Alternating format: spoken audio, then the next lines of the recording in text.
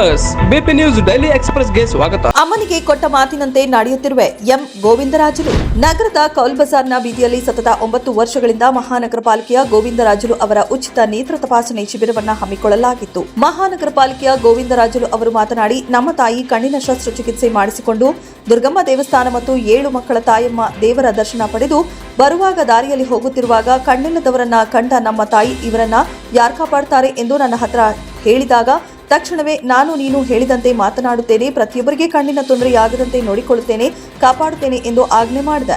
ಅಂದಿನಿಂದ ಇಂದಿನವರೆಗೂ ಪ್ರತಿ ವರ್ಷಕ್ಕೊಮ್ಮೆ 800 ರಿಂದ 1000 ಜನರಿಗೆ ಉಚಿತ ಕಣ್ಣಿನ ಶಸ್ತ್ರಚಿಕಿತ್ಸೆ ಮಾಡಿಸುತ್ತಿದ್ದೇನೆ ಎಂದರು. ಇವತ್ತು 9ನೇ ವರ್ಷ ಕಣ್ಣಿನ ಕ್ಯಾಂಪನ್ನು ಮಾಡ್ತಿದ್ದೀವಿ ನಿತ್ಯವಾಗಿ. ನಮ್ಮ ತಾಯಿ ಜಯಲಕ್ಷ್ಮಿ ತಾಯಿಯ 13 ವರ್ಷದ ಹಿಂದೆ ವಿಜಯನಗರಸ್ಥಲ್ಲಿ ಕರ್ಕೊಂಡು ಹೋಗಿ ನಾನು ನಮ್ಮ ಅಣ್ಣ ಶ್ರೀನಿವಾಸು ಅದೇ ರೀತಿಯಾಗಿ ಅಶೋಕ್ ಮೂವರು ಕರ್ಕೊಂಡೋಗಿ ನಾವು ನಾಗರಸ್ಥಳದಲ್ಲಿ ಆಪ್ರೇಷನ್ ಮಾಡಿದಾಗ ಆಪ್ರೇಷನ್ ಮನೆಗೆ ಬರುವಾಗ 7 ಮಕ್ಕಳ ತಾಯಮ್ಮ ದೇವಸ್ಥಾನಕ್ಕೆ ಬಳ್ಳಾರಿ ಗ್ರಾಮ ದೇವತೆ ಅಂತ ದುರ್ಗಮ್ಮ ದೇವಸ್ಥಾನಕ್ಕೆ ಹೋಗಿ ಕರ್ಕೊಂಡು ಬರ್ಬೇಕಂತೇಳಿ ಅಲ್ಲಿ ಕರ್ಕೊಂಡು ಹೋಗಿ ಬರುವಾಗ ಕಾಣಿಕೆಯನ್ನು ಹೊರಗೆ ಬಂದು ಕೊಡ್ತಿದ್ದಾಗ ಕಾಣಿಕೆ ಕೈಯನ್ನು ದೂರ ಇಕ್ಕಿದ್ರಲ್ಲ. ದೂರ ಇಕ್ಕಿದಾಗ ಏನಪ್ಪ ಹಿಂಗೆ ಇಕ್ತಿದ್ರ ಅಂತ ಕೇಳಿದ್ರು ಅವ್ರನ್ನ. ಇಲ್ಲ ಬಾವ, ನಿನಗೆ ಕಣ್ಣು ಕಾಣೋದಿಲ್ಲ, ಸರಿ ಕಣ್ಣು ಕಾಣವಲ್ದು, ನನ್ನ ಮಕ್ಕಳು ಇದ್ದಾರ ನೋಡವಲ್ರು, ನಾವು ಅದಕ್ಕೆ ಇಲ್ಲಿ ಬೇಡ್ಕೊಳಕ್ಕೆ ಬಂದೀವಿ ಅಂತ ಹೇಳಿದ್ರು ಅವರು. ಅದಕ್ಕೆ ನಾನು ಹೇಳಿದೆ ನಮ್ಮಮ್ಮ, ಅಮ್ಮ ನೀನು ಹೇಳ್ಬಿಡು, ನಿಮ್ಗೆ ಆರ್ಡ್ರ್ ಹಾಕು, ವರ್ಷ ಇದೇ ರೀತಿಯಾಗಿ ನಿನಗೆ ಹೆಂಗೆ ಆಪ್ರೇಷನ್ ಮಾಡಿವೋ ಅವರು ಕೂಡ ಹಂಗೆ ಮಾಡ್ತೀನಿ ಅಂತೇಳಿ ಮಾತು ಕೊಟ್ಟು ನಮ್ಮ ತಾಯಿಗೆ. ಅದೇ ರೀತಿಯಾಗಿ ಇದು 9ನೇ ವರ್ಷ.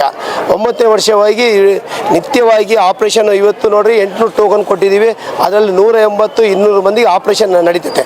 ಇದಕ್ಕೆ ಸ್ವಲ್ಪ ಜನ ಈ ರೀಡಿಂಗ್ ಗ್ಲಾಸ್ಗಳು ಚೆಕಪ್ ಮಾಡೋಕ್ಕೆ ಬಂದರು, ದೂರದಿಂದ ಬಂದರು. ಅವರಿಗೆಲ್ಲ ಊಟದ ವ್ಯವಸ್ಥೆ ಮಾಡ್ತಿದ್ದೀವಿ. ಅವ್ರ ಮನೆಗೆ ತಲುಪಂಥ ಆಟೋ ಕೂಡ ಕೊಟ್ಟು ಕಳಿಸ್ತಿದ್ದೀವಿ. ವಾಲಂಟ್ರಿ ಇದ್ದರೆ ಅವ್ರು ಫೋನ್ ಮಾಡಿದರೆ ಅವ್ರ ಮನೆಗೆ ಹೋಗಿ ಆಟೋ ಕರ್ಕೊಂಡ್ಬಂದು ಆಪ್ರೇಷನ್ ಮಾಡಿ ಮನೆಗೆ ಕಳಿಸೋಂಥ ವ್ಯವಸ್ಥೆ ಮಾಡ್ತಿದ್ದೀವಿ. ಇವತ್ತು ನಾವು ಏನನ್ನಾಗಲಿ ತಂದೆ ತಾಯಿ ಜನ್ಮ ಕೊಟ್ಟರೆ ನನಗೆ ರಾಜಕೀಯ ಜನ್ಮ ಕೊಟ್ಟಿದ್ದಂಥ ಶ್ರೀರಾಮುಲು ಸಾರು ಜನಾರ್ದನ್ ಅವರು ರಾಜಕೀಯ ಜನ್ಮ ಕೊಟ್ಟಿದ್ದಾರೆ. ಅದಕ್ಕೆ ನಿತ್ಯವಾಗಿ ಅವರು ನಮಗೆ ಕಲಿಸಿದಂಥ ಒಂದೇ ಒಂದು ಸೇವೆಯನ್ನು ಕಲಿಸಿದ್ದಾರೆ. ನಾನು ಲೀಡ್ರ್ ಆಗಬೇಕು, ಇನ್ನೊಂದು ಆಗಬೇಕಂತಲ್ಲ. ಇವಾಗ ಯಾವ ಎಲೆಕ್ಷನ್ ಇಲ್ಲ, ಏನಿಲ್ಲ, ನಾವು ಸೇವೆ ಕಲಿಸಿದ್ರೆ ನಮಗೆ ಸೇವೆ ಮಾಡ್ತಿದ್ದೀವಿ. ಅದೇ ರೀತಿಯಾಗಿ ನಮ್ಮ MJR ಟೀಮ್ ಎಲ್ಲರೂ ವಾಲಂಟ್ರಿಯಾಗಿ ಅವ್ರ ಕೆಲಸವನ್ನು ಬಗಲಿಗೆ ಇಕ್ಕಿ ಇವತ್ತು ಬಂದು ಸೇವೆಯನ್ನು ಮಾಡ್ತಿದ್ದಾರೆ.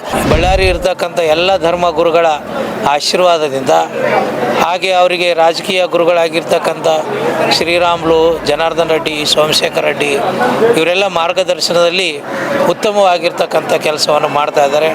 ಶರೀರದಲ್ಲಿ ಅತ್ಯಂತ ಸೂಕ್ಷ್ಮವಾಗಿರ್ತಕ್ಕಂಥದ್ದು ನೇತ್ರ. ಈ ಕಣ್ಣಿನ ರಕ್ಷಣೆಗೆ ಆಹಾರ ಪದ್ಧತಿ ಭಾಳ ಮುಖ್ಯ. ಹೆಚ್ಚು ಮೊಬೈಲ್ ನೋಡೋದು, TV ನೋಡೋದು ಇವೆಲ್ಲವೂ ಕೂಡ ಅಪಾಯಕಾರಿ ಆಗಿರ್ತಕ್ಕಂಥದ್ದು. ಓದಿದ್ರೆ ಏನಾಗಲ್ಲ, ಪೇಪರ್ ಓದೋದು, ಪುಸ್ತಕ ಓದಿದ್ರೆ ಏನಾಗೋದಿಲ್ಲ. ಮೊಳಕೆ ಕಾಳು, ಸಸ್ಯಾಹಾರ ಇವೆಲ್ಲ ಸಾವಯವ ಕೃಷಿ ಊಟ ಮಾಡಿದ್ರೆ ಕಣ್ಣು ರಕ್ಷಣೆ ಆಗಿರ್ತೈತಿ. ಮೋದಿ ಸರ್ಕಾರದ 11 ವರ್ಷದ ಸಾಧನೆ. ಪ್ರಧಾನಿ ಮೋದಿ ಅವರು ಜವಾಬ್ದಾರಿಯುತ ಮತ್ತು ಬಲಿಷ್ಠ ಸರ್ಕಾರವನ್ನ ಒದಗಿಸಿದ್ದಾರೆ. ಮೋದಿ ಸರ್ಕಾರ ತೆಗೆದುಕೊಂಡ ದಿಟ್ಟ ನಿರ್ಧಾರಗಳಲ್ಲಿ 370ನೇ ವಿಧಿ ರದ್ದತಿ, ತ್ರಿವಳಿ ತಲಾಖ್ ರದ್ದತಿ, ವಕ್ಫೆ ತಿದ್ದುಪಡಿ, ನೋಟು ರದ್ದತಿ, ಮಹಿಳಾ ಮೀಸಲಾತಿ ಮಸೂದೆ ಸೇರಿವೆ. ಪ್ರಧಾನಿ ಮೋದಿ ಅವರು 2024ರ ಜೂನ್ 9ರಂದು 3ನೇ ಅವಧಿಗೆ ಪ್ರಧಾನಿಯಾಗಿ ಪ್ರಮಾಣ ವಚನ ಸ್ವೀಕರಿಸಿದರು. ಮೋದಿ ಸರ್ಕಾರವು ತನ್ನ 3ನೇ ಅವಧಿಯ ಮೊದಲ ವಾರ್ಷಿಕೋತ್ಸವ ಮತ್ತು ನಿನ್ನೆ ಒಟ್ಟಾರೆಯಾಗಿ 11ನೇ ವಾರ್ಷಿಕೋತ್ಸವವನ್ನು ಆಚರಿಸಿದೆ ಎಂದು ಹೇಳಿದರು.